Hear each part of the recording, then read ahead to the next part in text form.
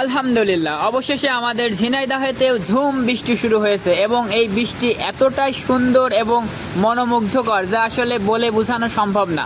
আপনারা যারা ঝিনাইদহে আছেন তারা দেখতে পাচ্ছেন যে আমাদের বৃষ্টিটা কতটা সুন্দর, মানে যেদিকে তাকাই মন চায় শুধু বৃষ্টিটা দেখি, কারণ দীর্ঘ গরম গরম এবং এত পরিমাণ গরম, প্রচণ্ড গরমের পরে দীর্ঘদিন পরে আমাদের ঝিনাইদহে বৃষ্টি হচ্ছে এবং এই বৃষ্টিতে আসলে মানে সবার মনটা জুড়িয়ে গেছে। এর মাঝেও একটা দুঃসংবাদ আছে, যেটা হলো যে হয়তো বেশ কয়েকজন আছে যাদের ধান এখনও উঠিনি, তারা হয়তো একটু অনেক কষ্টের মধ্যে আছে, কিন্তু অধিকাংশই ধান উঠে গেছে মহান আল্লাহ তাআলার রহমতে। আমাদের গতকাল রাত্রে ধান উঠে গেছে। তো সব মিলে বৃষ্টিটা সত্যি খুবই দরকার ছিল, কেননা আমাদের থেকেও আল্লাহ তাআলা জানেন যে কখন কি করার দরকার। সেই হিসেবে বৃষ্টিটা এত ভালো লাগছে, এত পরিমাণ ঠান্ডা একটা পরিবেশ যা বলে বোঝাতে পারবো না। আর সব থেকে বড় বিষয় যে মানে যে প্রচণ্ড খরা হয়েছে, মাটিগুলো একদম খড়খড় করছিল, গাছপালা মানে শুকিয়ে যাওয়ার মতো অবস্থা তৈরি হয়েছিল, সেখান থেকে একটা সজীবতা ফিরে পেয়েছে মাটি বলেন, গাছ বলেন, আর সব থেকে বেশি পেয়েছে মানুষ।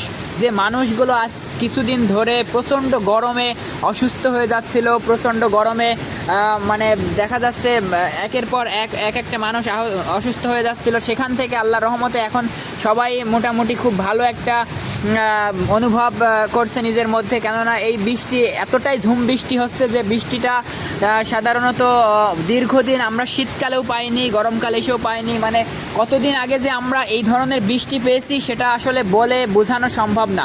সুতরাং এই যে বৃষ্টিটা হচ্ছে এটা সত্যিই মহান আল্লাহ তাআলার অশেষ নিয়ামত। আমি বিভিন্ন জায়গায় দেখছি যে মানুষজন বিভিন্ন জায়গায় খেলাধুলা করছে বৃষ্টির মধ্যে ভেজছে, মানে একটা আনন্দপূর্ণ যে অনুভূতি সেটা যেন মানুষের মধ্যে কাজ করছে। রাস্তায় হোক, আশেপাশে হোক, সব জায়গায় যেন এই বৃষ্টিটা মানুষকে একটা আনন্দ দিচ্ছে, একটা মজা দিচ্ছে।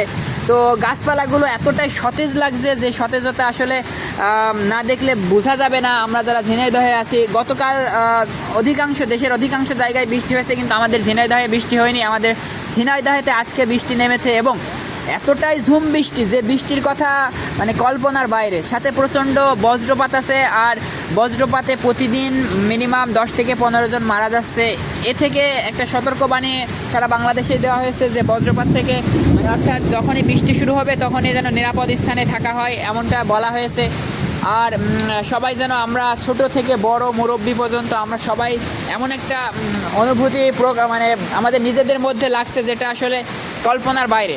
তো এই বৃষ্টি আসলে খুবই প্রচণ্ড দরকার ছিল, যে বৃষ্টি না হলে মানুষের অবস্থা খুবই এতটাই ভয়ানক হয়ে যাচ্ছিল যে মানে কল্পনার বাইরে। তো সেই থেকে আমরা বৃষ্টিটা পেয়েছি, আলহামদুলিল্লাহ খুবই ভালো লাগছে, খুবই ভালো লাগছে। আপনারা গাছগুলো দেখে বুঝতে পারছেন যে আসলে গাছগুলো কতটা সতেজতা মানে দেখা যাচ্ছে, এত সুন্দর দেখা যাচ্ছে।